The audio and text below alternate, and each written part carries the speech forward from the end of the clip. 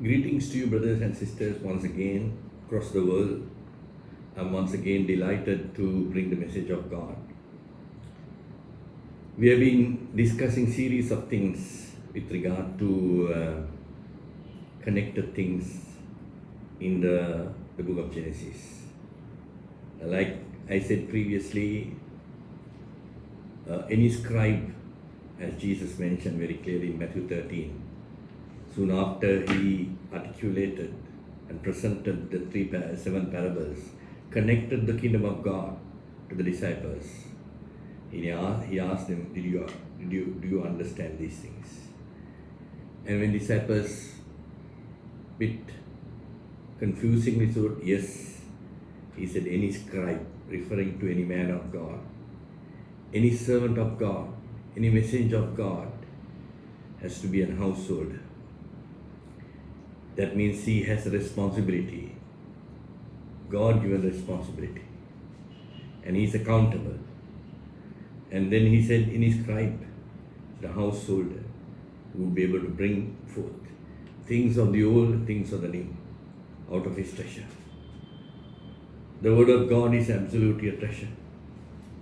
This book is such an amazing book. The most wonderful book I have seen. I was in possession, and I begin to not to read but to study, and also to read and study and consume it. This is a remarkable book. You never find a book like this compared to all the books that you would ever see. I am a reader. I read plenty of diversity of books. From biographies, the historical, the science, everything you name it, I read it. I am an avid reader. That's my passion. But I can tell you very boldly, there is nothing like this. Nothing like this. And I will explain to you when I begin to explain things from the scriptures. Brothers and sisters, we have been sharing about the types and shadows. In fact, in last Sunday also I mentioned, if a good servant, your anointed man, who is able to bring the types and shadows, there cannot be mistakes, there cannot be errors, there cannot be doctrines, there cannot be false utterances, there cannot be concocted stories. Because you don't need to interpret the Bible. The Bible itself has the ability to do that. The word of God is that's why it says it's sharper than two-edged sword. Cut us under both bone and the marrow, penetrated in our fabric. It's a discerner of the thoughts and the intention of the heart. This is not my word, it's the word of the living God. Therefore, brothers and sisters, you don't have to prove the word of God. The word of God itself will prove it. You don't have to interpret the word of God. The God itself will interpret. You don't have to reveal the word of God itself will reveal. You and I simply has to be the messengers of God, absolutely truthful and faithful in bringing the truth that is presented to us by the Spirit of God. That is why I said very clearly, it's important to understand the types of shadows in the Bible. There are a number of stories which is depicted as types and shadows. In the old, connected to the new. In the new, connected to the old. It's interconnected, integrated. That's the reason that it's very important. A man of God, a servant of God, a messenger of God, truly anointed by God, led by the Spirit of God, cannot make mistakes. Of course, he makes human errors, mistakes. But with regard to the Word of God, because there are mistakes in the Word of God. Because if you are presenting the truth, it is the truth. And that's what we are going to understand, brothers and sisters. We have been discussing about the Genesis. We have been discussing about the fact when Jesus said in Matthew 24 disclosure, I may explain to you last Sunday, when Jesus said, "We shall be in the days of Noah." And I explained to you why Jesus said eating and drinking, marrying in marriage, giving in marriage. There is nothing wrong in that. What is wrong in marrying and giving in marriage? What is wrong in eating and drinking? There is nothing wrong. But the context of the days of Noah, how they were eating and drinking, how they were marrying and giving in marriage, need to be understood. And that's what the Bible disclosed that. And that's the very reason that I explained to you very clearly last Sunday. But today we are going to understand something very unique, brothers and sisters. Uniqueness about, not about me bringing it, uniqueness about the Word of God. Our ability to understand this wonderful revelation that God so awesomely has given to His people. And once you understand that truth, the Bible says you shall know the truth and the truth shall set you free. That is our responsibility. When God gives to us the truth, we need to comprehend and understand and perceive and conceive it and discern it, and then we will see what is concocted stories of the religious order. Once again, I want to tell you, brothers and sisters, I am not a part of a traditional religious system. I do not belong to any of the denominations that traditionally mentioned. But I come from a Buddhist background. At the age of 19, God called me. And in the last 45 years, the Lord has led me through. I have never gone to any Bible schools. I have never gone to any theological studies. But the Lord has taught me things. I've been to a number of universities. I graduated from a university in Sri Lanka in the Bachelor of Commerce. I've done my postgraduate degrees and diplomas in a number of universities across the world, starting from the National University of Singapore, Wharton, University of Pennsylvania, and the University of Melbourne, University of Ashridge, number of universities in across the world.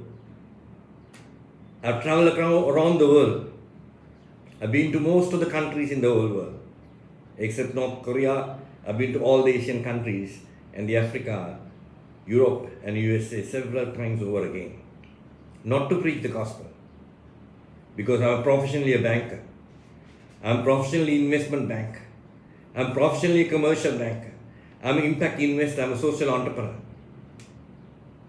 I've been one of the sought after speakers globally. In the year 2009, I was invited by the Harvard Business School and the Kennedy School of Government for the Harvard Asia Conference in Boston, USA, to speak at the financial inclusion as a keynote speaker. I was speaking across the world, spoken at the World Bank in Washington, D.C. I have spoken across the world in many forums, many frontiers, in the area of banking, financial inclusion, and development banking and micro entrepreneurship and social entrepreneurship. But never been to theological school, never been to a Bible school, never been to any theological university. But in the last 45 years, the one who called me, the one who redeemed me and led me through, enabled me to understand this beautiful word. And that is the understanding that I have got. I've seen the world through. I'm still working. I'm not a full-time minister. I still work as an impact investor, a social entrepreneur. I'm working still as a development bank. I travel across. I innovate things. But brothers and sisters, I'm a servant of the living God. God has given a message, and that message I want to present to the people of God. That is what I've been doing in the last 45 years, ever since God has called me out of darkness into His light. From a Buddhist background, I've been through many religions, understood many religions. I understood Buddhism very well. Hinduism, Islamism, studied the Christianity, the traditional Christian denomination Christianity. But God has enabled me to see the light, understand the truth. And that's exactly I'm presenting to the people who has ears to hear. Not many people. It's a handful. Like Jesus said very clearly when they ask about how it's going to be in the end time. He said, where the carcass is, there the eagles are going to be. Where the living element of the flesh, where the living element of the word of God is going to be, there the eagles are. The eagles is the fresh ones. They can see. They're in a different dimension. They're not like crows or parrots. They can see, they can measure, they can understand, they can fathom it. That's why in this last church age, represented as eagles, they have eyes to see, they are understanding things, they are more capable of grasping things, holding things, consuming things, eating things. Where the carcass is, there the eagles are. So brothers and sisters, last Sunday I presented to you when Jesus said it will be like in the days of Noah, and I explained to you how the days of Noah were. But I'm going beyond a little bit that now. We have gone through the floods.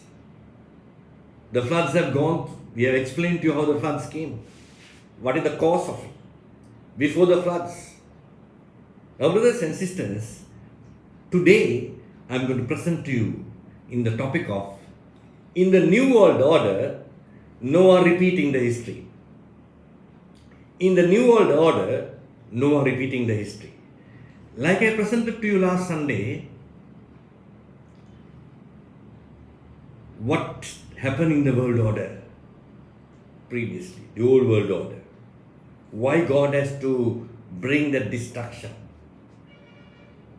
Why that God has to bring that kind of a floods and kill every being, destroy every being, including all the humans, the animals, everything. The 40 days and 40 nights, the fountains were broken up, the windows of heaven were open, and flooded the whole planet Earth. Except Noah and his family, his 3 sons, wife, and the wife's sons' wives, and all the animals Noah took. Other than that, not a single person remained from that old world. From that old world, not a single person remained. So we are talking about the new world order. After the floods, when the so many days of flooding stopped, as I told you, brothers and sisters, it took almost 1 year. 1 year, this ark that Noah built under the design of God rested in the Mount Ararat. Currently, still the place is there in Turkey. Resemblance of the ark is still you can see from the sky. So, on the Mount Ararat, the ark rested after nearly 1 year, 12 months of roaming around the world in that flood waters. That is why it is amazing what God has done through the life of Noah. We explained to you some wonderful things. I'm not going to repeat it because today is an important study for us to understand this wonderful truth about the Word of God. So, now brothers and sisters, the floods are now coming down. The ark has rested. Noah began to really see the light of the day after such an awesome global disaster where he witnessed the end of the old world order. Noah, his 3 sons, his wife, and the wives of the sons witnessed the end of the old world order. And now they are in threshold before a new world order. Let's read few scriptures. Then you will understand what God is doing in the human history. Genesis chapter 8. It came to pass in the 600 and the first year, in the first month, on the first day of the month, the waters were dried from off the earth. And Noah removed the covering of the ark, and look, behold, the face of the ground was dry. And in the second month, on the 7th and 20th day of the month, was the earth dried. And God spake to Noah and saying, Go forth of the ark, thou, and thy wife, and thy sons, and thy son's wife. Now, brothers and sisters, in compared to the previous orders, the first creation of God was Lucifer. Millions and millions of years ago, almost exactly 100 million years before the Adam was created.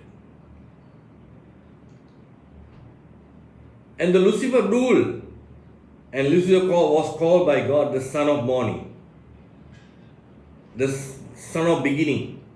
The name Lucifer is son of beginning, son of morning. Lucifer was indeed a son of God. God created him, entrusted many things to him. The second was the Adam. He was the son of God, I explained to you. But the Noah begins the new world order not as a son. He begins the new world order in comparison to Lucifer and Adam as a father. Because he begins the new world order as a father.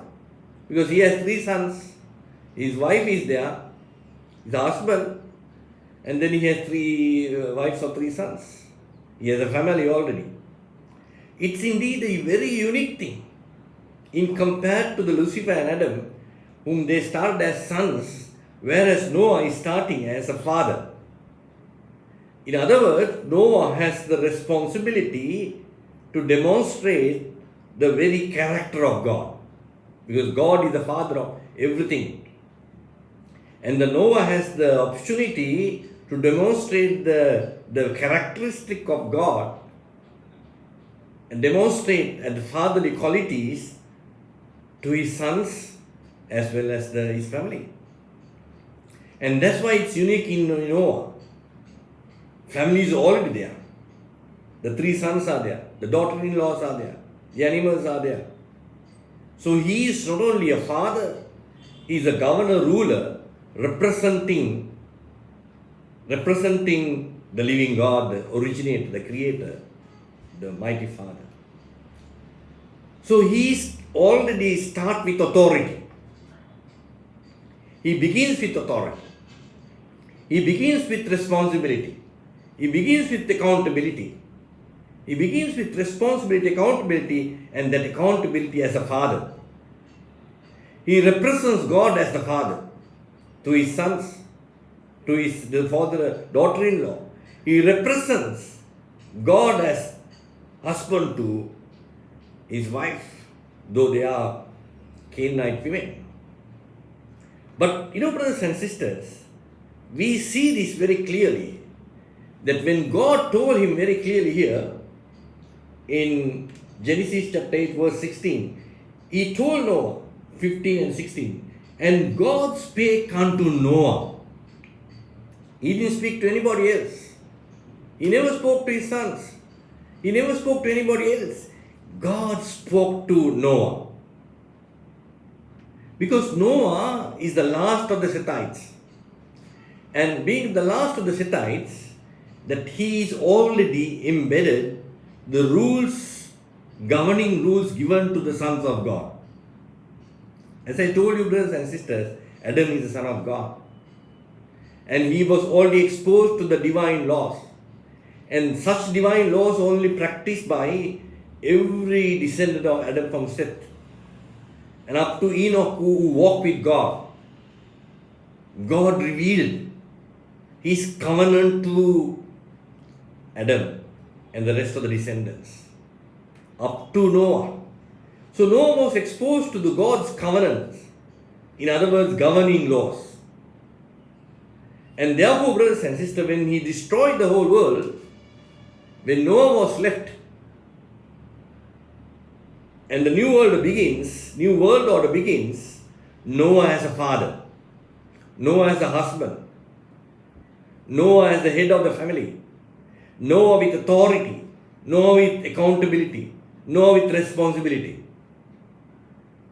And let's see how God instructs him. And He tells in verse 16, go forth. Very clear. Go forth of the ark. Now it's time for you to begin the new journey, new world order. Of the ark. Now God is giving him an order again, and the procedure and the order of things. Go forth of the ark, thou. Please remember this. Last Sunday I mentioned something different. Thou and thy wife and thy sons and the sons of the wives of the sons. Now, brothers and sisters, we are living in a world, a lot of fathers abandoning their responsibility. A lot of husbands abandoning their responsibilities. We are living in a time, in this world, after the flood's commencement of pre-Noah's sons. We are living in a world where the fathers do not know their responsibilities, their accountabilities, their authority. All that is not known to them sometimes. They abandon that. So is the responsibility of the husband also abandoned in the modern world. But in the case of here Noah, he has to be a model. His model is God, because God is the father of everything. And he stands here, he represents God as the father figure. As the figure that brings the authority and the order and the judgment, everything is now upon Noah.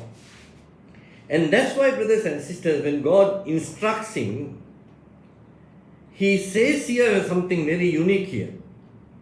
I will come to this point because you remember when I told you, I will come to that scripture. When God ordered Noah how to get into the ark, how did He order? He said, come now, you first, your 3 sons, and your wife, and the wife of the 3. That was the order, that how they entered into the ark. I'll show the scripture. But brothers and sisters, now the beginning of the New World Order, Noah has a bigger responsibility representing God as the father. He has to be the father, demonstrate his fatherly character, nature, attribute to 3 sons and the daughters-in-laws and genuine relationship towards as a husband to his own wife. Because brothers and sisters, as a father figure, Noah is responsible for 7 important God-given covenants to demonstrate as a father figure. Because he is representing now on the New World Order, he is under the instructions of God. So under the New World Order, he has to demonstrate the covenant of God, which includes 7 important governing rules to showcase. First is he has to showcase his authority as a father. His authority, his responsibility, his accountability. Secondly, he has to impose his personality. He has to impose his personality as that character, the identity of the father. Thirdly, he has to showcase his superior strength and the stature. as a father. He has to demonstrate superior strength and the stature as a father. The fourthly, he has to speak. His voice has to be very commanding. His voice has to establish rules and the order. What he say has to fulfill. That was the case even before the flood with Noah. But fourthly, very clearly, his voice, his commanding voice, has to be obeyed with, established with rules and order. Fifthly, he has to be very clear with instructions which he gives to his sons, the daughters-in-law, wives, and the encouragement that they need from a father. Finally, the power that he possesses, his sons has to recognize, they admire, his family has to admire. And finally, his morality, moral authority. He can't do something and he can't say something and do something different. His words have to match with action. Yes, indeed. That's why, brothers and sisters, today's modern world, the fathers are not respected by the children. The wives are not respecting their husbands. That's the world we are living in. Children do not respect their father. Do not care for him. Because it's not because of something wrong with the children. No. Because the fathers have not lived up to that authority, that accountability, that moral authority that they should be commanding. The husbands are not respected by wives. Mainly because of they have not lived up to that dignified level of stature. That's the world that we are living in. Brothers and sisters, here is the difference. Now I want to go back to you a little bit what I shared last Sunday. Genesis chapter 8 verse 18. He says, "But with thee I will establish my covenant. Thou shalt come into the ark, thou, thy sons, and thy wife, and the son's wife with thee." So when before the floods, when the floods were about to take place, God's instruction, and it's only Noah and his family that gets into the ark. Nobody had the option. Now God gives a very clear order here. He said, you are the first to go. After you, your three sons. Now after the three sons, your wife, which is the mother of these children. And after her, the wives of this. That was the order. The Bible says, Genesis chapter 7 verse 13, in the self same day, Noah and Shem and Ham and Japheth, the sons of Noah, Noah's wife, and the three wives of his sons, into the ark. Now, brothers and sisters, look at the order before the floods. Noah told very clearly in through two different portions of the scriptures, Genesis 8 and Genesis 7. God cannot make mistakes. And one scripture confirming the other. Genesis chapter 7 verse 13 says, the self same day, Noah, his three sons, Shem, Ham, Japheth. That was first Noah, three sons, wife, his Noah's wife and the wife. Now, brothers and sisters, I want to tell you something here very clearly. If you look at the naming of the three sons, the order of the three sons, some of you think, according to the order, is first is Shem, second is Ham, third is Japheth.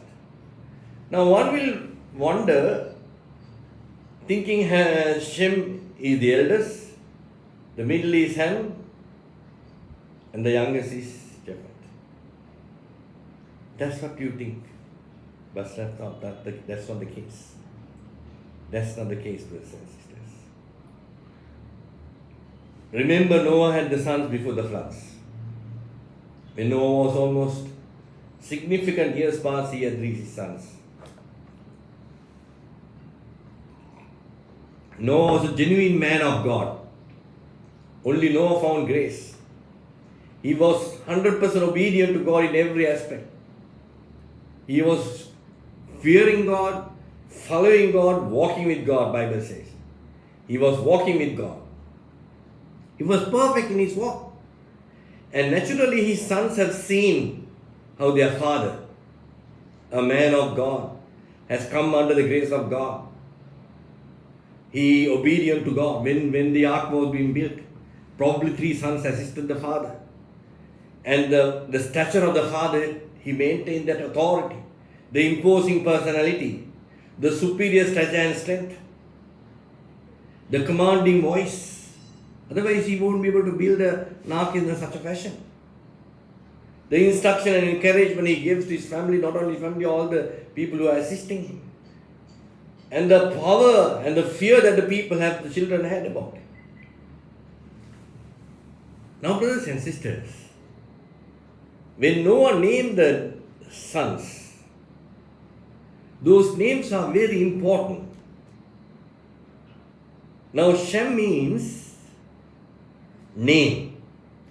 Noah did not want to give any other name to Shem, because the Shem means the highest. If there is any other name that commands the highest respect, that is Shem. So he named Shem as name, whatever the highest thing. In fact, its name is fame, respect, conscious knowledge. So it's the highest kind of possible name that Noah could ever give. He gave it to this son. In fact, this son is not the eldest. He is the second son, the middle son. But his qualities, his behavior, his nature, his attributes matches past everything. Therefore, Noah recognized him as one of the most perfect, and that's why he has given that name. He named the highest possible character, so that whatever the name that achieved that highest possible character, that's why it's called name. Fame, respect incorporate to Shem. Ham means the hot, inflaming oneself, the hot and inflaming. He was indeed a troublesome character. He was the center of activities. He's always busy, naughty, all kinds of things.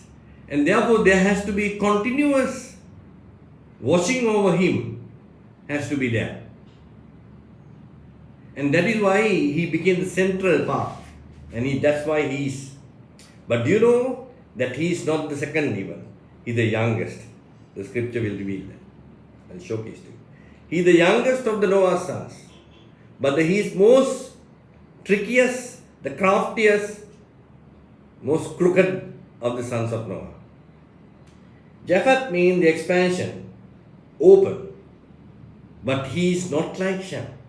Shem is far advanced in his character. Japheth is not harmful, but Ham is hot and inflaming all the time. He creates crazy situations. Brothers and sisters, if you look at the order of the sons, who went first? Shem after Noah. We are matching to a certain great extent. Of course, the second one, because Noah didn't want, a troublemaker at the end of the day, make trouble and create problems. So he was in between both good people. In order for him to look at his brother, who is behaving very well, excellent model. He was showcasing him to be the model for him. And if they make for very bad things, other son is there to correct him and asking him to follow. So Japheth was the Japheth was the eldest, but he was showcased as the last of them, mainly for that purpose. Brothers and sisters, what is unique here is, when God first told Noah, this is the order of arrival to the ark. You must enter the ark, you first, Shem, Ham, Japheth, and thereafter your wives of your sons. But then, when the ark landed on the Mount Ararat, after almost 1 year, now Noah has to get out the ark with his family. God changed the order. Can you believe this? God changed the order. Everything in the Bible written, you have to take note of it. They are not just casually written. They are written for the purpose of the very benefit for you and me. That's why I say there are a lot of types and shadows. These types and shadows need to be understood, to be followed, and to be taken up. The things that are going to happen before us in the days ahead is going to be give lessons on these things. Now God says, verse 15 of the chapter 8, and God says,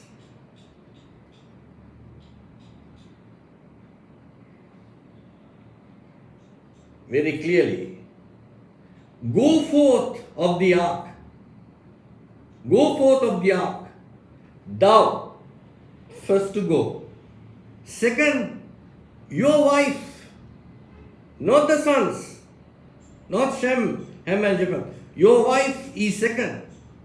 Then third, thy sons, and thy sons' wives.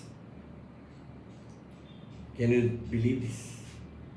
Brothers and sisters, it's so wonderfully important for us to understand this wonderful truth, the truth of the Word of God.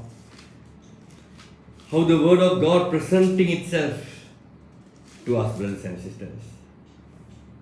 It is so wonderfully presenting to us. Wonderfully presenting to us. And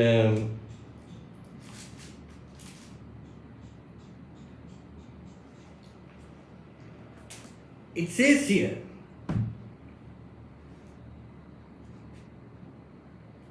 go forth of the ark, thou, thy wife, and thy sons, and the sons' wives' sons. Now, brothers and sisters, why did God change this? Because we are beginning a new world order. Now Noah starting the whole responsibility not as a son. He is starting the responsibility, accountability as a father figure. Representing God as a father figure. Representing God as a husband to his wife. Father to his 3 sons and the daughters-in-law. Now, therefore, God expects him to showcase his authority, the imposing personality, the superior stature and strength, the commanding voice to establish rules and order, the instructions and encouragement to the family, his power to bring fear and the awe of his personality as a father and husband. Not like a tyrant or dictator, but the godly fear and respect. And then establishing moral authority so that he not only does things, but he not only instructs things, but he does what he is instructed. The morality, the moral. Now, brothers and sisters, today, a responsibility is given to Noah in the New World Order as the father figure. Like today, a lot of many fathers have no idea of their responsibility. They in fact abandon their responsibilities toward their children. The children do not respect. The wife do not respect. That's the calamity, the collapse of the institution called the family and the society. That's what happened to this world. When the smallest unit of the family status is broken, the society is gone. So God wants to establish that. And that is why, brothers and sisters, God told very clearly Noah that we are bringing a new world order. You have to be fruitful. Your sons have to be fruitful. You need to establish. And that's why God bringing Noah, his responsibility as the father, as the husband, as the head of the family, as the most powerful personality representing the power of God, the authority of God. That's exactly is correct. So the order of the names of Noah's sons, Shem, Ham and Japheth. The central character is the youngest son, Ham. Shem, who turns out to be the model son, who is therefore always mentioned first. In fact, he is the middle son. Although he is always named last, in fact, he is the eldest. Japheth is the eldest. The last of them was the youngest is the Ham. These naming of these things taken into so many things, because if you look at the genealogy, you find it is Japheth that is eldest. We'll come to that. So we find again Genesis chapter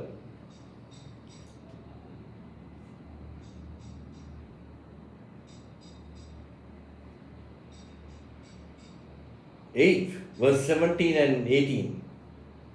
Bring forth of every living thing that is with thee. Every living thing that is with thee.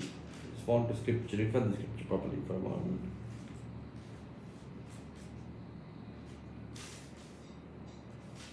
So,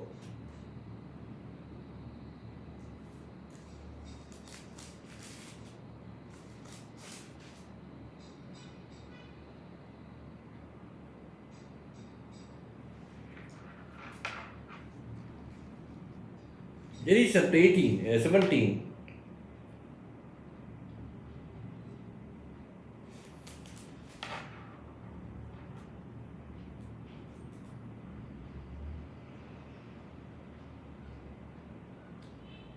Bring forth 18 verse Genesis 8 chapter 8 verse 17. Bring forth thee every living thing that is with thee, all the flesh, both the fowl of the cattle, and every creeping thing that creepeth upon the earth, that they may be breed abundantly in the earth, and fruitful and multiply upon the earth. Verse 18. And Noah went forth, his sons, his wife, and his son's wife with him. Now, brothers and sisters, there is a difference here. What was God's instructions to Noah? God's instructions to Noah was, go forth of the ark, thou and thy wife and thy sons and thy sons' wives of thy. That's the instruction. God's order, God's instructions is very clear here. God said, you, your wife, your 3 sons and their wives. That's the order. It's very clear here.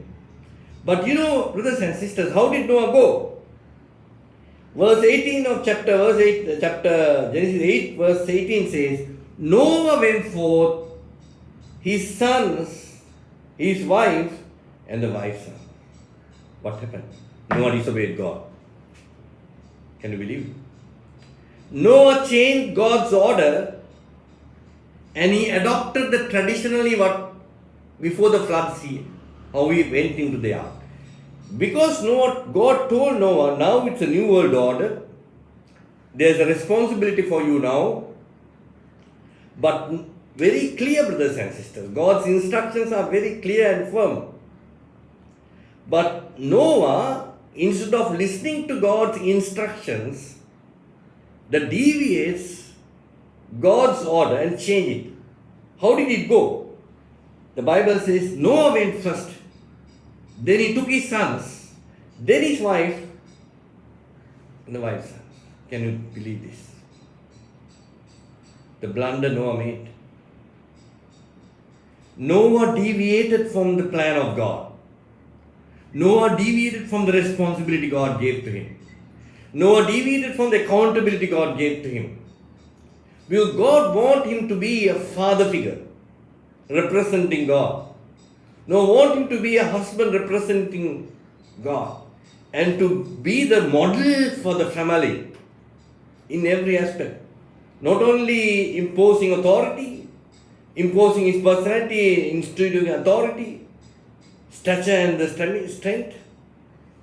All these things, brothers and sisters, that like the earlier, he wanted to be a man after God's instructions. He found God's grace.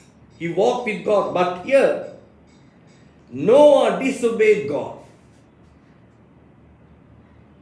Deviated from the very clear instructions God gave to him.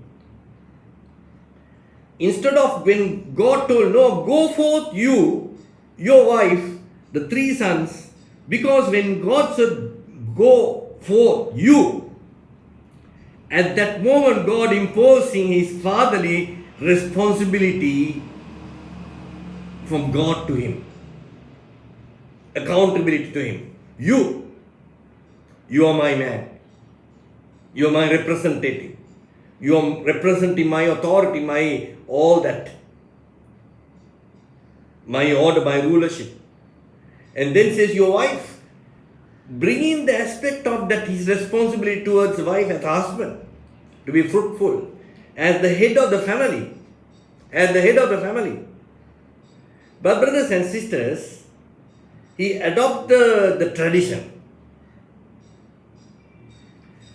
You know, brothers and sisters, this Bible is a wonderful book. That's why many of the writers in Psalm says, morning by morning new mercies I see. Great is thy faithfulness. Faithfulness means faith. And the faith cometh by hearing of the word of God. Your faithfulness comes from hearing of the fullness of the word of God. Morning by morning new mercies I see. God's instructions are clear and living. He doesn't dwell on traditions. He doesn't dwell on the past. He is taking us for the days ahead. Our God is a living God. He is taking us through a journey. He understands what is ahead of us. So he doesn't want us to go back to the past. Now, brothers and sisters, there was a reason when God told Noah, when they enter into the ark, how God they need to enter.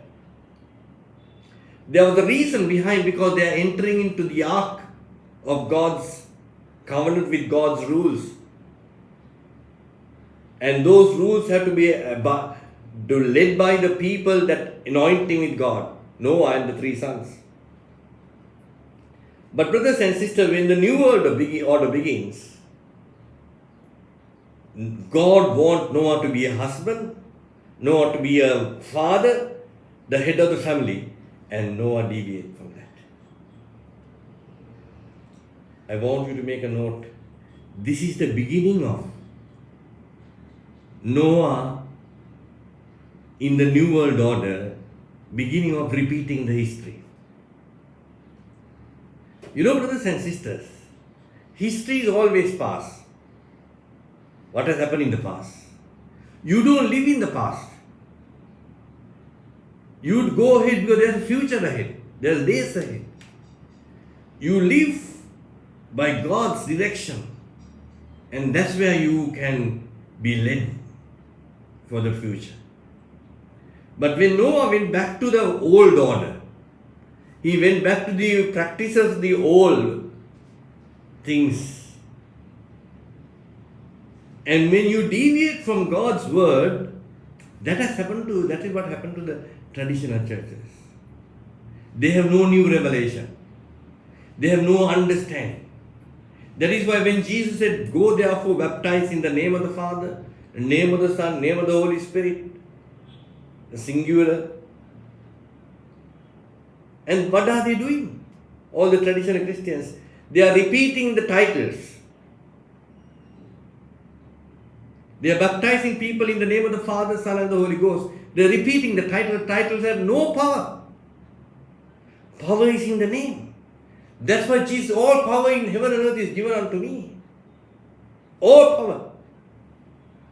Power is in the name. There is no other name given under heaven. And that is why they cannot see the revelation. Go therefore baptize in the name of the Father. What is the name of the Father? Jesus said, "I came in my Father's name." The name Yeshua is the name of a Father. Name of the Father. Yeshua means God, Yehovah, my Savior. And that name was given by Gabriel to Mary. And say, "He shall save his people from their sin." Jehovah the Savior. Jesus said, "I have come in my Father's name." Therefore, it was very clear. And when Jesus was named, Jesus is the name of the Son. And when Jesus very clearly said, "I will send the Holy Ghost, the Comforter," in whose name? In my name. Read the scriptures. John 14, 15, 16, 17. You read the scriptures. And what do? They baptize people in titles. Titles have no power. Power is in the name. Efficacy of the blood of the Lord Jesus Christ is in the name. So that's why, brothers and sisters, the traditional churches have no revelation. They live in the past. Like Noah, beginning to make the blunders. Noah, when you go back to the past, the traditions have no value. Traditions have no power. Traditions are not of authority. Traditions connect to the past. It's connected to the past mistakes, past failures. And Noah didn't understand that. When the new world order begins, God changed and said, "Noah, you are the one who is going to get authority. You are representing me as a father. You are representing me as a husband. You are going to be the head of the house. You have to be a true and genuine, wonderful father to your sons. You have to be a model husband to your wife. Because you have to be fruitful and multiply. You need to bring that order to this new world order." God gave entrusted new world order to Noah. So much of things to be done. And Noah, at the very beginning itself, fails and falls and blunders right royally. Because, brothers and sisters, Genesis chapter 8, verse 20 and 21, and Noah built an ark unto the Lord, took every clean beast, every clean and fowl offered a burnt offering. And the Lord smelled a sweet savour, and the Lord said in his heart, "I will not again curse the ground any more for man's sake. For the imagination of man's heart is evil from his youth, neither will I smite any more." Having said that, brothers and sisters, Noah not supposed to do this sacrifice. Of course, God recognized that. But there are bigger things, because by this time, he has already blundered. He has blundered. And then he is trying to cover it up with sacrifice. Of course, God noted it. But God is not thoroughly pleased with it. Because he recognizes, brothers and sisters, in the verse 21 says, he is evil he recognized that evil condition of man, even when Noah made that blunder. God looked at, this is a man I brought into the ark. This is a man who walked with me. This is a man who found grace. But here he begins to make blunders. Brothers and sisters, we can begin in the spirit, end up in the flesh. Like Paul is telling the Galatians. How it is possible? You have begun in the spirit and ending up in the flesh. We have to make sure that if we have received the call of God, if we have found the grace of God, there is a consistent, continuous, conscious continuation with the living God. There is no breaks. You can't take a tea break or coffee break and then move to a side. No, you have to go on continuously, consistently, consciously. So, brothers and sisters, Genesis chapter 9, verse 1 to 3.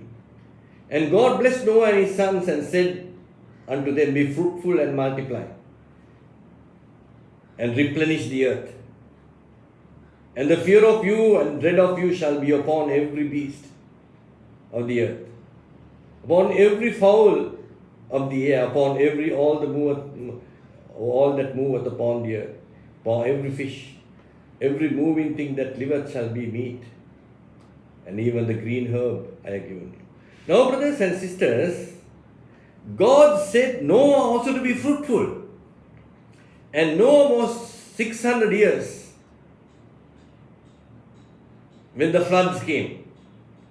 And almost after a year, the floods dried and Noah probably would have 601 years. But Noah lived for another 300 plus years. But brothers and sisters, 350 years means long period of time. But you don't hear about Noah's good work thereafter. For the 300 years, Noah was supposed to do so many good things. But he has abandoned his responsibilities. Because when God told him, you have to be the father, you are not starting as a son, you are starting as a father. Representing me as my fatherly qualities, my fatherly engagement, my fatherly character, my fatherly strength, my fatherly attributes. All that Noah it was representing. As a husband to your wife, as the head of the house, you need to represent all that. Now, brothers and sisters, he told Noah to be fruitful. And that is why he told you have to go along with your wife first. He gave him the wife. Remember, he gave Adam the wife. In the same way, God gave that responsibility to Noah and the 3 sons. But things did not go well, brothers and sisters. As Genesis chapter 9, verse 7, God says, and you be ye fruitful and multiply, bring forth abundantly in the earth. God is telling Noah, he said, be fruitful. So Noah also had to bring forth the fruit. Not only character, he had to bring the descendants. Apart from the 3 sons, now God is going to open up the womb or the opportunity to be fruitful for his wife and Noah and the wives of the 3 sons. Verse 8, chapter 9, verse 8, and God spake unto Noah and his sons, saying, behold, I will establish my covenant with you and with your seed after you. Now, God's covenant, when God said, I will establish my covenant, brothers and sisters, covenant is God's law, God's agreement. And that original agreement with God had with Adam. And thereafter, Adam's generation, that's why God never took the title of the sonship, saying God's son to Adam. And that title remained up to Noah. Up to Noah, they were called the sons of God. They were called the sons of God because there was a covenant. And that's why God said when Noah's day came, when they mingled with them, he said, my spirit. Because God's spirit and God's word is one. Remember this, brothers and sisters. God is a spirit. And God's word and God's spirit is one. And that's God's law. So therefore God said, my spirit will not remain with man. In other words, my law and the spirit, which was given to Adam, followed by Seth, even up to Enoch, until God took Enoch because he was walking with God. Without faith, it is impossible to please God. He pleased God. Enoch pleased God because he walked with God. Without faith, it is impossible to do. So, the law, or Noahide law, finally, the last of the Adam generation was Noah. And he had this original covenant. This original covenant had the 7 components. And that is why God indicated after the flood, He indicated in the sky His covenant. In the sky He put a rainbow. He said, my bow. This is the covenant. Covenant is the law, agreement. You don't agree from anything. You have to agree God into God statutes and ordinances and the laws. So when He placed that rainbow which has 7 colors, and all those colors represents a law and a character, law and a responsibility. All the colors, starting from the red, orange, blue, all these colors of the rainbow represents the governing laws of the sons of God and the character that they live up to that laws. And God indicates, my covenant shall be there. Now let's see what are those covenants. The 7 laws that given to Adam, which was supposed to be with Noah, the last of the Sethites. Noah, the only person that the Bible says walk perfectly. You cannot walk perfectly with God without the law, without the covenant. Without the covenant, without the agreement, you cannot walk with God. To walk with God, you need to have an agreement, covenant. So the 7 attributes that is demonstrated in the rainbow, 7 colors represents the 7 laws and 7 characteristics that we need to match by obeying the law. The first is not to worship idols. That was a critical law. Second is not to curse God. Third is establish the court of justice. That was there in time of Adam up to Noah. Not to commit murder. Who were the first to commit murder? In the Cain's people. Not Adamic race, there was no murder. Not to commit adultery, bestiality, or sexual immorality. Particularly, not to commit adultery, including incest, illegal, unauthorized, polluted, corrupted, sodomatic sex. Not to steal, not to eat flesh from the living animals. Just to take the animal and eat like that. No. Like the law of the jungle, lion kill the animal and eat. We are not supposed to do that. Humans are not supposed to do that. Take the flesh and eat the blood, eat. No. It is the law of the jungle. So when these 7 laws were there, God said in chapter 9, verse 11 to 14, and I will establish my covenant. Covenant means God's agreement, God's 7 laws. When God placed the rainbow, which represents 7 colors, representing the 7 characteristics. To establish 7 characteristics, there has to be 7 governing laws. And that's why it says, I will establish my covenant with you, neither shall all of you fail to cut off any more of the waters of a flood, neither shall there any more flood to destroy the earth. And God says, this is the token of my covenant which I will make between you and every living creature, and that is with you, for the preparation of the generation, for the perpetual generations.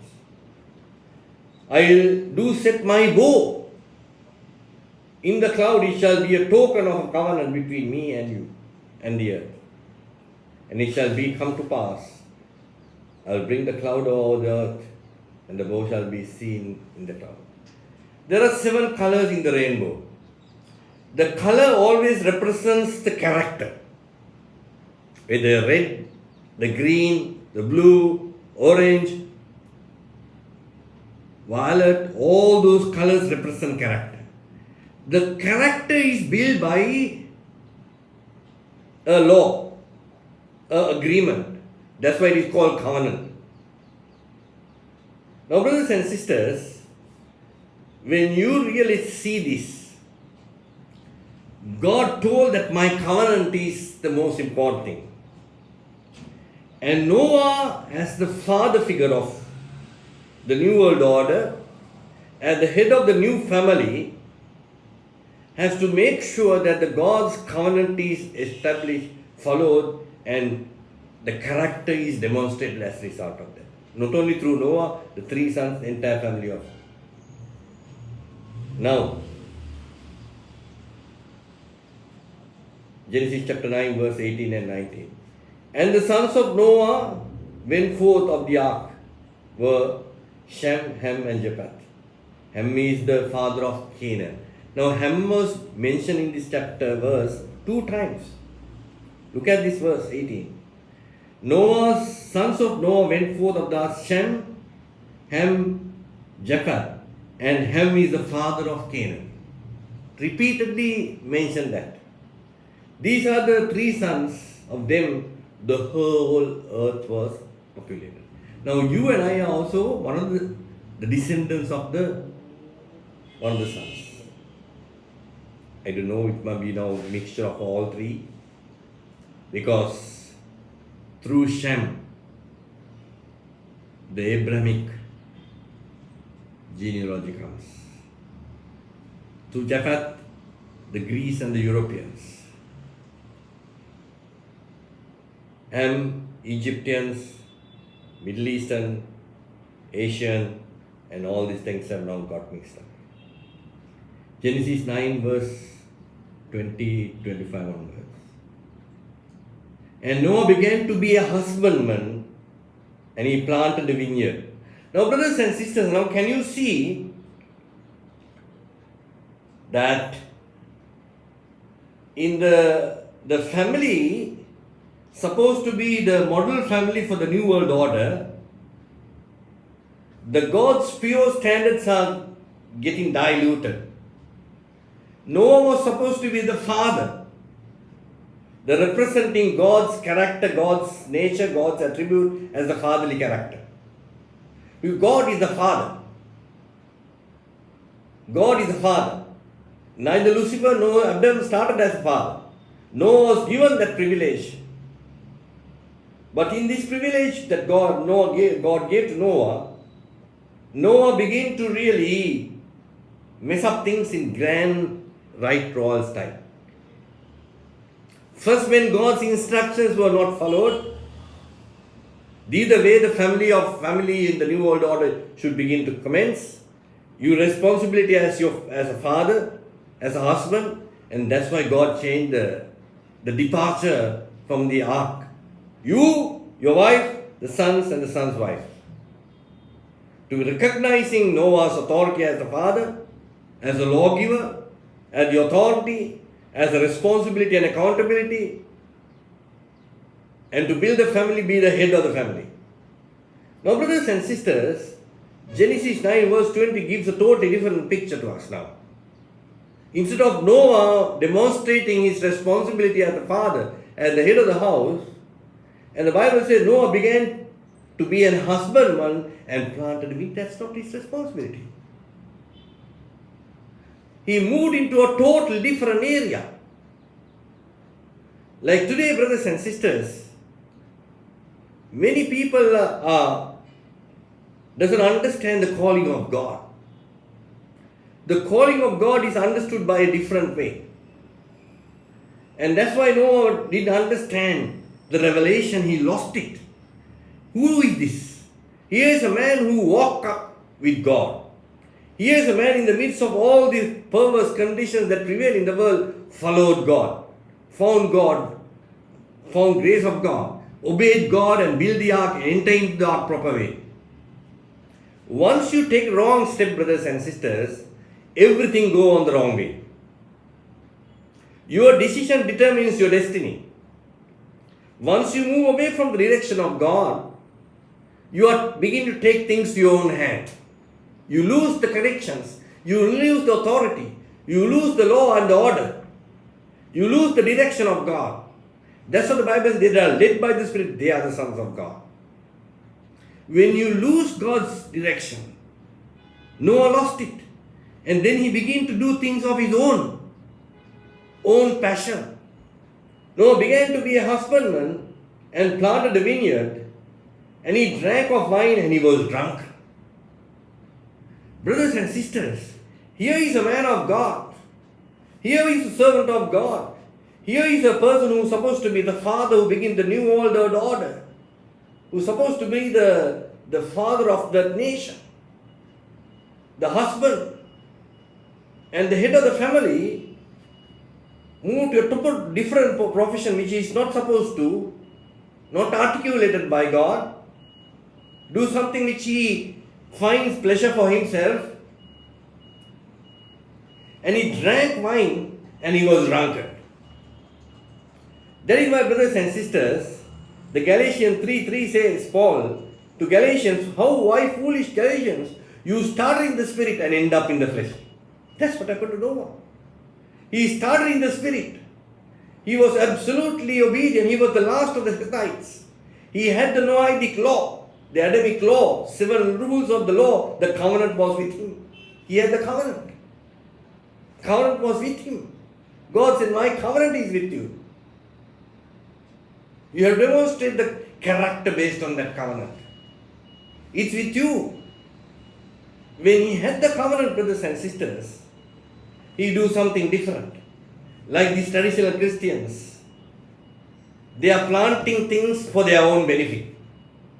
Their churches are for their own platforms, not building the church of the Lord Jesus Christ. Jesus, I will build my church. I cannot build the church of the Lord Jesus Christ. I can tell you, brothers and sisters, I can only be a servant to bring the message. I cannot build the church of the Lord Jesus Christ. I am not building. I cannot. Jesus is the one who built the church. It is his church. He is the head of that church. No pope, no bishop, no premier pastor, no reverend, nobody. All these traditional Christians, they call them churches. They are not churches. They are lodge houses. They are organizations. Those organizations have a head. Whether it's called pope or a pastor or a bishop or whatever it is, they have the heads. Those organizations are not churches. They are calling themselves churches, but they are not the church of the Lord Jesus Christ. The head of the church of the Lord Jesus Christ, Jesus himself. And he said, if I will be lifted up, I will draw all men unto me. And he said, my sheep hear my voice. I have no sheep of my own. I'm not building an organization. I'm only contributing to make sure the sheep follow his voice and join to him, part of the body of the Lord Jesus Christ.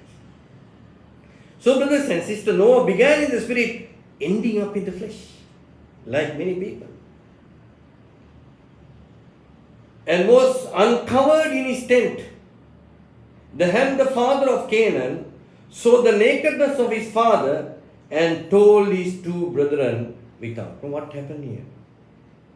Actually, the traditional Christians don't understand this, what happened here. Because they don't know the scriptures. They don't know how to understand the scripture. They don't have leading. They think here, Noah was drunk. He was continuously drunk. Have you seen drunkards? Many drunkards. If a father is a drunkard, if a husband is a drunkard, he cannot fulfill the fatherly responsibilities. He cannot fulfill the husband responsibilities. He cannot fulfill the responsibility of the head of the house. Now, this is the first family of the New World Order. The first family of the New World Order.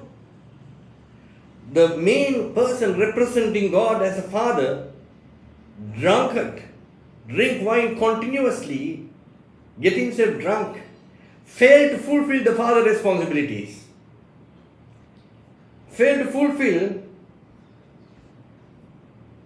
the authority that God has demonstrated to him. failed to fulfill the imposing personality as the father, to fail to fulfill the stature and the strength, the superiority of the father, failed to fulfill the commanding voice to follow and take instructions and obey and bring the rules and order, instructions to and encouragement to his family, the power to bring that fear to follow the living God and establish moral authority. Now, brothers and sisters, Noah loses all these things. First of all, being a drunkard continuously 24/7, being a drunkard, he loses authority. Where? In the family, he cannot impose God's authority as a father. His imposing personality as a father is lost because all the time he is drunkard. After wine, he is after wine. How can he instruct the children? Or how can he guide the wife? The stature is lost. Stature is totally lost. He cannot command things and establish rule of the law. He cannot give any instructions to follow and encourage if they make mistakes. He cannot have any respect and fear towards from his wife, from his children. Moral authority is lost because he is drunk and he do funny things.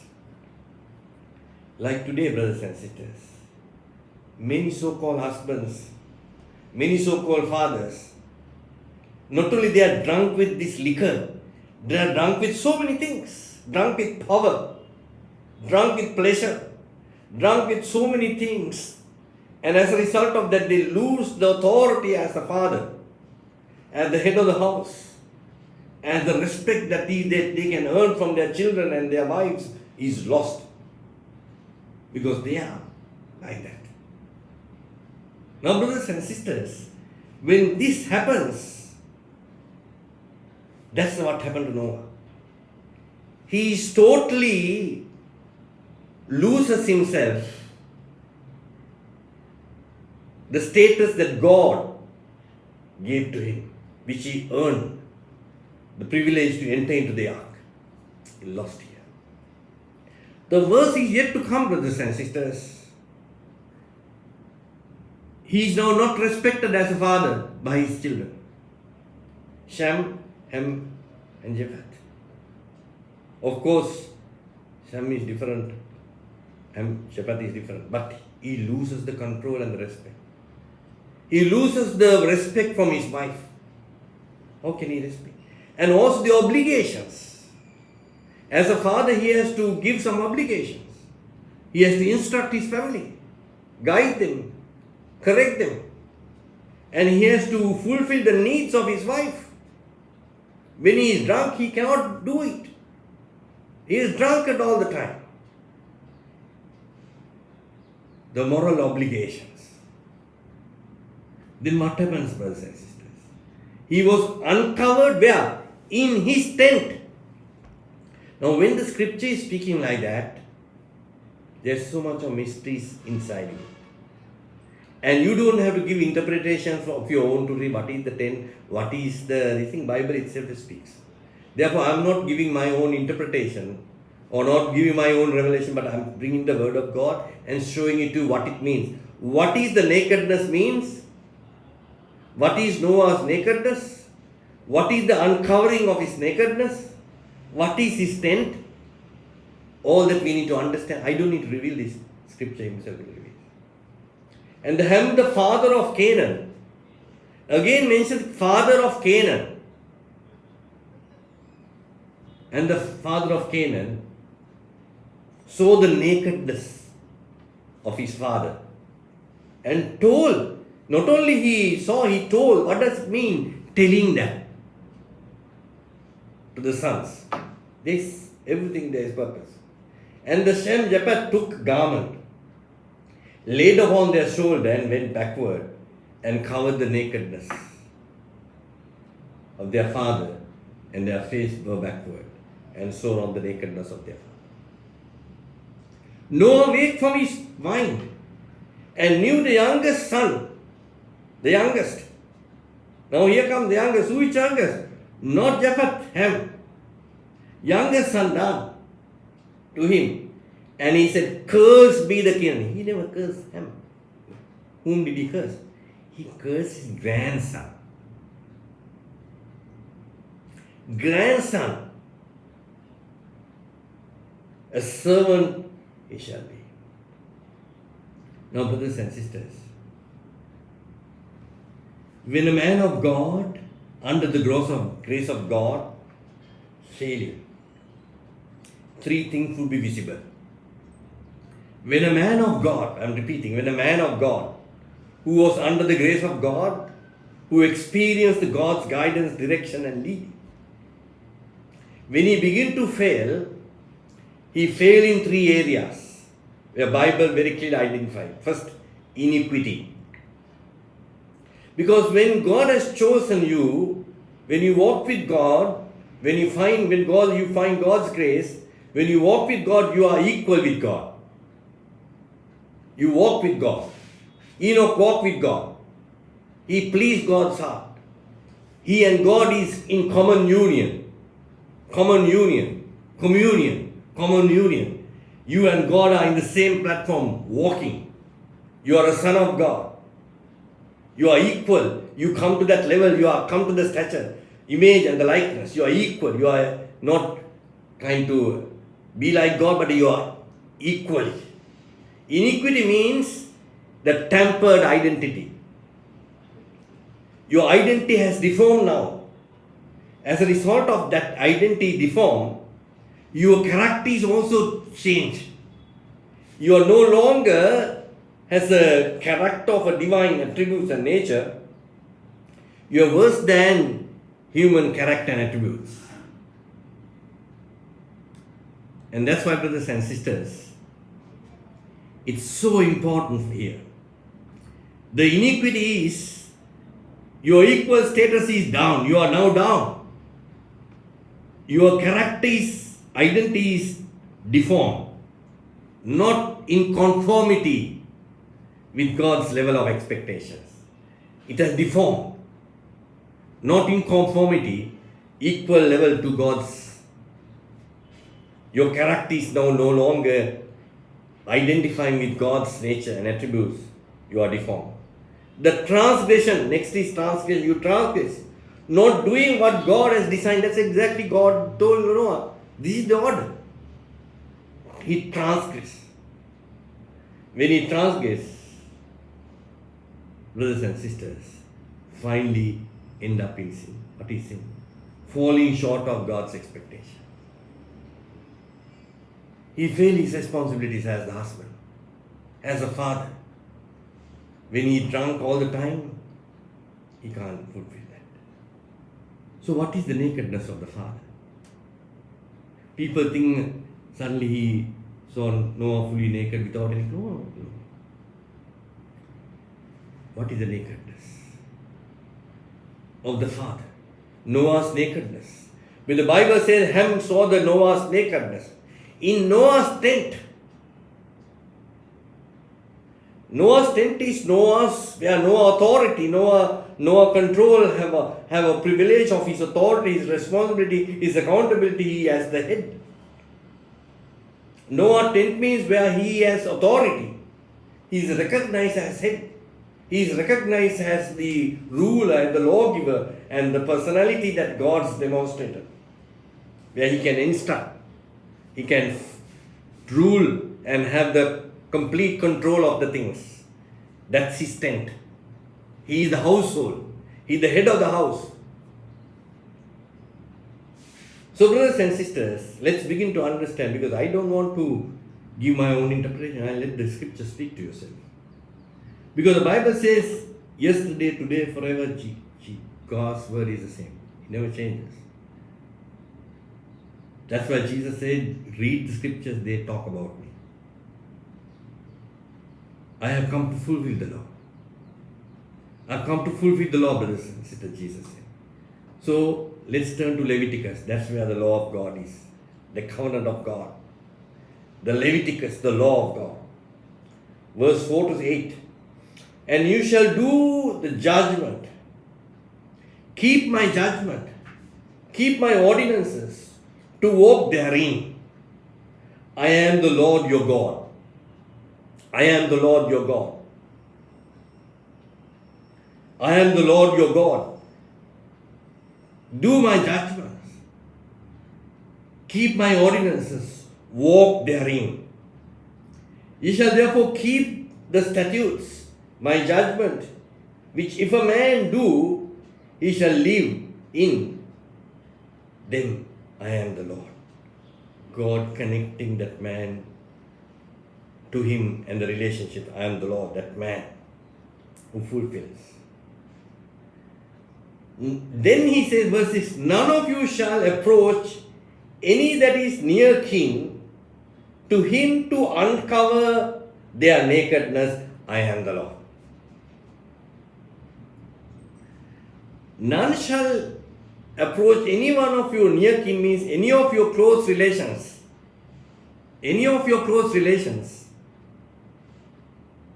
to uncover their nakedness. Let's read more. Let's understand. The nakedness of thy father, the nakedness of thy mother, thou shalt not uncover. The nakedness of thy father, nakedness of thy mother shall not thou uncover. Because she is thy mother. Thou shalt not uncover her nakedness. The nakedness of thy father's wife, thou shalt not uncover. It is thy father's nakedness. Nakedness of thy father's wife thou shalt not uncover. It is the nakedness of thy father. Now, brothers and sisters, I'll tell you, you will get the shock of life. You will never hear this in traditional churches. The traditional churches will never allow people like me also to come and tell this because they are covered with various kind of traditional concocted stories which is fairy tales, not the truth. So what really happened here? What really happened? Noah's tent means Noah's full authority of his household. And brothers and sisters, in his household, he is the head. He is the father, he is the lawgiver, he is the husband. What did Noah, what did Ham do? What did Ham do? Mischievous, hot and inflaming personality. What did he do? He slept with his mother. Who is his mother? Noah's wife. His own mother. Two reasons. Now there is no law. They were like Canaanites. There is no law in this house. The lawgiver is drunkard. He is drink and he drinks and he drunkard. There is no law and order in that household. There is no authority imposed there. No governing rules. God's law, God's covenant is not ruled there. Because the man who is supposed to do is drunkard. The wife is neglected. And then the son said, okay, everything is free and everything is okay. Permissive. What happens? He sleeps with his mother. His own mother. She's Noah's wife. And that's the very reason, brothers and sisters, when Noah got up, he found what happened to him. What did he do? He cursed what? Canaan. Canaan is who? The son that was born out of Noah's wife and Ham through their relationship. Can you see this? Can you see this, brothers and sisters? No wonder God told Joshua, I come to that point later. Annihilate Canaanites. Nothing to do with it. Completely destroy them. Come to that point. So, brothers and sisters, nakedness of the nearest of the kin means you must not have a sexual relationship with your brother versus brother, sister versus sister, or sister and brother, mother and son, son and mother, father and daughter. That kind of thing is not permissible. It's an incest. It's an incest. Abominable in the sight of God. God disliked that. God said, do not do this. That's incest. And that's what very clearly says, you must never come near to your kin, your closest relationship. Whether it's your father, whether it's your mother, whether it's your brother, whether it's your sister, you must not sleep with them. You must not have any sexual intercourse or relationship with any one of your nearest of kin. Your brother, your wife, that law was completely, that permissive laws prevail in the old world order. The Canaanite it was possible. God said no. But that's what happened, brothers and sisters. Shem and Ham, Shem and Japheth, they never took a cloak physically. What did they do? They tried to restore back to Noah, the old responsibility as a father, as a husband, which Noah did not fulfill. Because for nearly 300 years, we never hear what Noah was doing. We never hear his productive, whether he was walking and doing anything for God. We never hear about it. He was a man of God that found God's grace, walked with God. We never hear for nearly 300 years of his life was wasted. But brothers and sisters, Shem and Japheth try to restore it, not try to cover the nakedness, it's just restored. Cloth means authority, his former authority, which was his. They never try to take that authority. Shem and Japheth never try to take Noah's authority. They always respected as a father. Shem remembered how he was a man of God and never took the authority of Noah. Gave it back. Because when the father lost it, when the brother messed up this thing, he never took it. Reason why Ham told that he did this. Why did he do this? For what purpose? It's only for a kind of a fleshly desire. More than that. The Ham did this not only just for a passion. There's a bigger thing behind it. Shem being the youngest, when Noah lost the accountability and he loses the authority, he was always aspiring to that position, that authority, that control of the things. You remember, even in the womb, Jacob, a crafty man, was trying to get the authority, trying to hold Esau back. And then finally he wants to some more of the get, he got Esau to sell for the birthright. This was the case, brothers and sisters. Because if you look at really, going back to the very historical things, Genesis chapter 35. And it came to pass when Israel dwelt in the land, Israel referring to Jacob. Jacob's name was changed to Israel. And the Reuben, which is the eldest of the son, eldest. Because still sometimes when the father does not hand over the responsibility, sometimes some sons are impatient to get that fatherly responsibility, authority. Take the business out of the father. Father is not giving his business part to me, I am not ruling. Like we haven't seen the kings also, the princes take over the kingdom for killing the fathers. So Reuben went and lay with Bilhah, his father's concubine. Reuben, being the eldest of the tribes of Jacob, sons of Jacob, what did he do? He went and slept with one of Jacob's wives, concubines, to showcase what? I'm in the authority. I'm established. And that's why Genesis 49, Reuben, Jacob referring to Reuben. Reuben, thou art my firstborn, my might, and the beginning of my strength, the excellency and dignity and the exceeding power. Unstable as water, thou shalt not excel, because thou went up to thy father's bed, and then defiled it, he went into my couch. Jacob is clean. He is the eldest. That's why, brothers and sisters, greater responsibility into Judah and Benjamin. And all these people, Jacob gave bigger responsibility to Judah, not the eldest. Elder was Reuben. Reubens were by force trying to get the authority by taking the father's.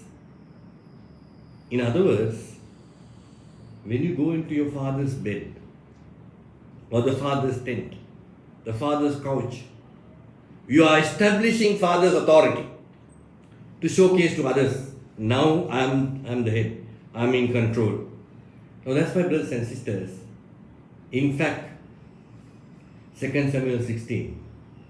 Then said Absalom to Ahithophel, give counsel among what I shall do. And Ahithophel said unto Absalom, go into thy father's concubines, which he has left to keep the house, and all Israel shall hear that thou art abhorred of thy father, then shall the hands of all of them that are with thee strong.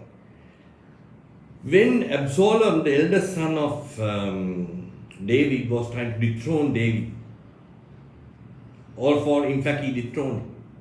David was running, this guy by force taking the control of the kingdom. And he asked his counsel, Ahithophel, what are the things to do? Go to your father's concubines. When you do that, you are establishing your authority. So in fact, brothers and sisters, what was Ham doing? He, being the youngest of sons, was trying to establish the authority of the family. And telling the other sons, though they are elder to him, look, now I am the man. I'm in authority. I took control of things. I have now established authority of my father's tent. I'm in control now. All the things have to follow my instructions. That's in fact is the, brothers and sisters, that's the way the world works. And that's the way, brothers and sisters, the traditional Christianity works. They establish false authority. And God doesn't work like that. That's why in the false Christianity, traditional Christianity, a man is being lifted up. A man is being showcased and say reverend, pope, bishop, senior pastor, senior apostle, prophet, all kinds of names. But Jesus said, if I will be lifted up, I will draw all men unto me. The authority which is not divinely given, somebody is trying to take it. Like Ham is trying to take authority.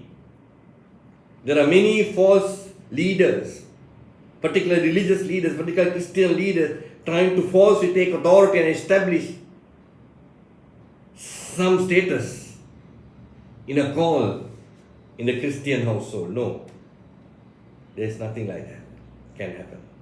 In the church of the Lord Jesus Christ, there is one head. The Lord Jesus Christ is the head. So Ham overturning Noah's authority, invading Noah's tent means overturning the Noah's authority, taking control of his authority to demonstrate that he is in charge. When you have a relationship like that, brothers and sisters, the Bible showcase. The Absalom, the instruction, you go to the father's concubine, that's the showcasing that you are now taken control. Reuben went into father's bed to showcase to other brothers and everybody that look, I'm in charge. In fact, he lost it. Absalom also lost it. So by the action of Ham, he is eliminating Noah's authority as the father guide, as a teacher of the law, and establishment of the customs and way of life. When God instructed Noah to do this, you are the father, you are the husband, you are the head of the house. By virtue of his disobedience to God's instructions, led him from one to another. Brothers and sisters, I can tell you one mistake will lead to another. You commit a one sin and you end up with 100 sins and thereafter thousands and 10,000s and you are inside the virtual hell. That's what happened to many people. That's how the Satan knows how to trap. How to trap people, he knows wonderfully. Just the slightest the deviation. Deviation is not very big. It's a slight deviation. When God told, okay, now go, you as the father, you as the head of the house, you are the authority, you representing me, you and your wife, be fruitful with your wife and your sons thereafter. Establish my authority, my covenant. Noah deviate from that. And that deviation led him to be to totally, when he is no longer the lawgiver, the husband, the father, he moved into a different profession. The husbandman, the plant of vineyard, and ranking. Brothers and sisters, there are many servants of God. They are drunk with the power, the worldly power, the worldly authority, the worldly kind of image and egocentricness. And they lose the authority of the rules and the power of God to be dictated without fear or favor. Brothers and sisters, in my 45 years of the walk with God, in the ministry, I've been boldly telling the truth. Whether 2 people remain with me or 4 people remain with you, 1 people remain, I have no issue. Because I am not after the contribution of the men. I am not collecting the tithes, though the tithes are important contribution to the house of God. Just because to collect the tithes, I am not trying to give a appeasing message to a group of people, fearing if I tell wrong things, if I tell hard stuff, the people will not come. It's better to have few people, because Jesus said narrow is the way, the few will go.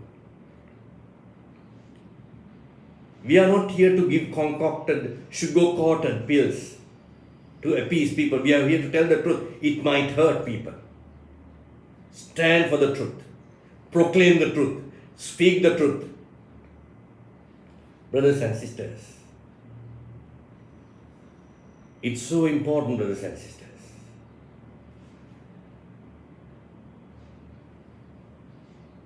When Noah's nakedness means it's not really seeing Noah naked. Ham sleeping with Noah's wife and Ham's mother. Producing a child called Canaan.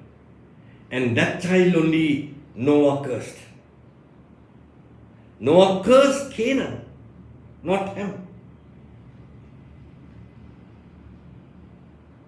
Brothers and sisters, this is the truth in the Bible. When you fail to fulfill God's design, when you fail to fulfill God's desire, when you fail to fulfill God's demand, you will end up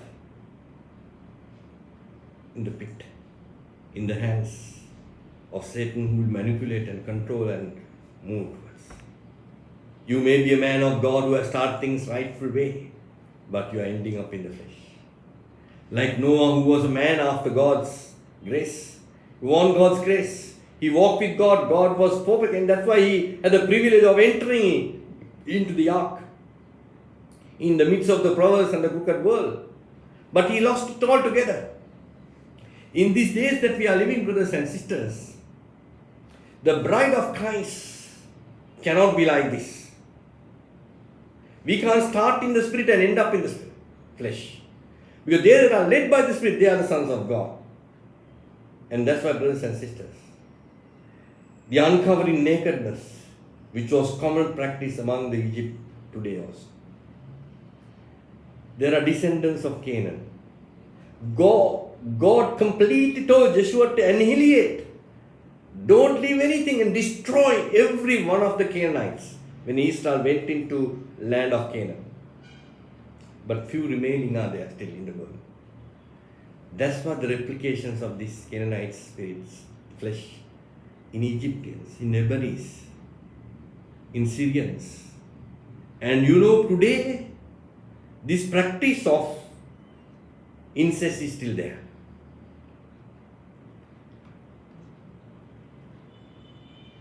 Mother sleeping with the sons, the father sleeping with the daughters.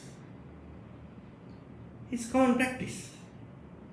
You remember, brothers and sisters, the Lot, who was a descendant of connected to Abraham. Lot chose Sodom. Why it is called Sodom? This is a land that full of Canaanites. In this land of Canaanites, the sodomity, Sodom, the sexual perversion, women sleeping with women, men sleeping with men, and cross-sleeping and perverted sex, absolute perverted sex that is happening in the world, that was happening there. And Noah married a Sodomite woman who became a pillar of salt because she was so much connected to the Sodomic way of life. You remember, brothers and sisters, the Lot's two daughters got Lot drunk and slept with the father. And the children were born called Moabites. The Lot's two daughters, who was Sodomite woman, because she married, the mother was a Sodomite. And they got her father Lot drunk and slept with her to produce children. That practice was common, brothers and sisters. This practice of this sodomic life, incest practice still in Egypt, still in Syria, still in Pakistan, still in some countries where the fathers sleep with the daughters, where the mothers sleep with the sons, where the cross-section of that kind of things happen. Can you believe that it's happening today? Yes. The seed of the Canaanite has cropped out of it. Brothers and sisters, all the Ham's descendants, including Nimrod, because this was the beginning of a new religion. Canaanites, Ham, what he did there with the relationship with his mother, with the sexual encounter with his mother, it is not only a carnal activity, it is a spiritual activity, because that's the beginning of the mother and son religion, which is prevalent in the Babylonian religion and crept into the Catholic Church. It's nothing to do with the genuine Christian. There is no teaching connected to mother and son religion or Queen of Heaven. It is adopted by the Babylonian religion, which is founded by the Canaanites, which is founded by the descendants of Ham through Nimrod. Nimrod married Semiramis. All that lot of history is there. Tammuz. Semiramis marrying her own son. So much of history. You need to go to the Google and read those history. But brothers and sisters, this was a common practice.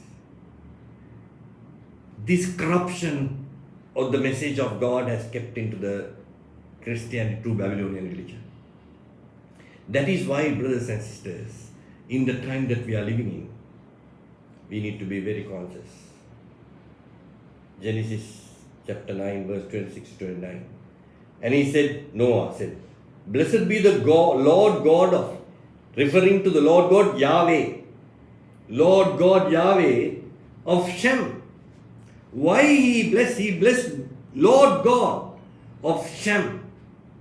Because Shem is now under the instructions of the living God. Because Noah abdicated his rightful position as the father. Naturally, God has taken full control of the responsibility, and the Shem was directly under God's direction. And that's why Noah said, "Blessed be the Lord, now who has taken position of the being a father to Shem."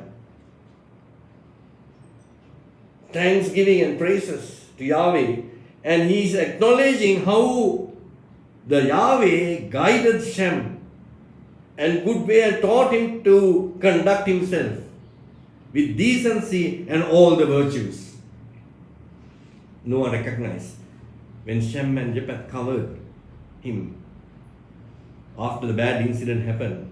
Noah blesses Shem. Recognize, brothers and sisters, when they try to restore things back to Noah, the authority and the responsibility which was lost, which never got back, but they were trying to give back to them. But recognizing and bless the living God, Yahweh, and he recognized it is now Yahweh who is leading, guiding Shem with proper instructions, the virtues. And then he says, the Canaan shall be his servant. And God shall enlarge Japheth. He shall dwell in the tent of Shem. Even Japheth will dwell in the tents of Shem. Because hereafter, Shem, though he is the middle one, even Japheth, being the eldest, has to come under the tent of Shem. Because no longer. So Shem is a type of the bride of Christ. In the midst of all those. Ham is a type of the perverse, crooked mentality of the crookedness of the false religion, false Christianity, false teachings. Japheth is somewhat have a revelation but not fully there. But under the tent of Shem. Shem is fully exposed to God. Decency fully followed. God is the Father. Brothers and sisters, we have to be a type of Shem who is under the direction of the living God, the guidance, the authority. No wonder, brothers and sisters, when God told Joshua, when you go to the land of Canaan, because the Canaan was the land of Israel was occupied by Canaanites. All the descendants of Noah's grandson practicing diabolical things. And you know what? Joshua 10 in verse 40 and 41 says, Joshua smote all the country in the hills of the south, the vale and all the springs and all the kings. He left none remaining, but utterly destroyed all that breathed, as the Lord has commanded. And Joshua smote Kesheba even unto Gaza. Oh, you know, brothers and sisters, Joshua annihilated all the Canaanites under the instructions of God. You might wonder, what kind of God is this? Because these Canaanites are the most pervert, sexual perversion, the perversion of God's law, the relationship perversion. Brothers and sisters, that is why God told Joshua, don't leave any. But there were few remaining seeds remain at that time, and that's why they are crept into Egypt, to Syria, to Lebanon, and all these things. These Canaanites were there, and that's why even today this practice of incest is there. The abominable, undesirable, dirty, corrupt sexual practices is still remaining in this day. It's coming from the seed of Canaan. Brothers and sisters, you and I have to be type. We have to be a type like Shem, who is directly under the exposure and the authority of the Yahweh, living God. Our name, Shem means name. Name means God's name. It claims back, Shem means the name.